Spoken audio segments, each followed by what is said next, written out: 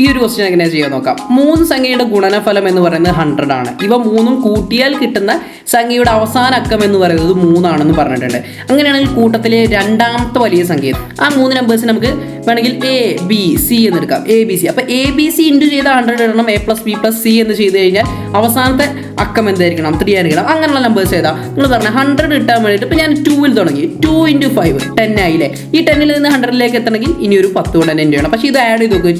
2 + 5 7 വരും. 7 + 10 എന്ന് പറയുമ്പോൾ അത് 17 വരും. അവസാനം 3 അല്ല. ഇനി ഞാൻ മറ്റൊരു എക്സാമ്പിൾ എടുക്കുകയാണ്. 8 4 1 8 4 1 8 4 12 ആണ്. 12 1 13 13 വന്നില്ലേ. അവസാന അക്കം 3 വന്നു. പക്ഷേ ഇതിനൊന്ന് ഇൻറ്റു ചെയ്ത് നോക്ക്.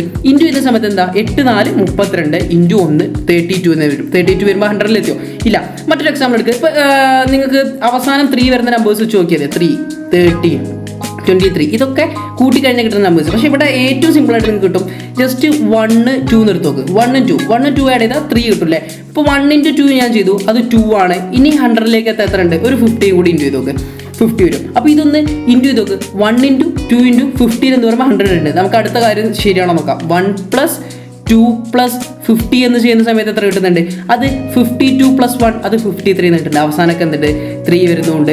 ഇൻറ്റു ചെയ്യുമ്പോൾ എന്ത് ചെയ്യുന്നുണ്ട്? 100 കിട്ടുന്നുണ്ട്. അപ്പോൾ ഇത്ര സിമ്പിളാണ്. ജസ്റ്റ് ലോജിക്ക് ചിന്തിച്ചാൽ മതി. ലോജിക്ക് വൈസ് ചിന്തിച്ച് കഴിഞ്ഞാൽ നിങ്ങൾക്ക് ഉത്തരം കിട്ടാവുന്നേ ഉള്ളൂ. അപ്പോൾ ചില പ്രോബ്ലംസ് നമുക്ക് എന്തില്ല ഇക്വേഷൻസ് ഒന്നുമില്ല, ലോജിക്ക് വഴി ചിന്തിച്ച് കിട്ടുന്നതിനുള്ളൂ. അപ്പോൾ ഇതെല്ലാം ഈ കൂട്ടത്തിലെ അപ്പോൾ എ ബി സി എന്ന് പറയുന്നത് 1 2 15 ആണെന്ന് കിട്ടി.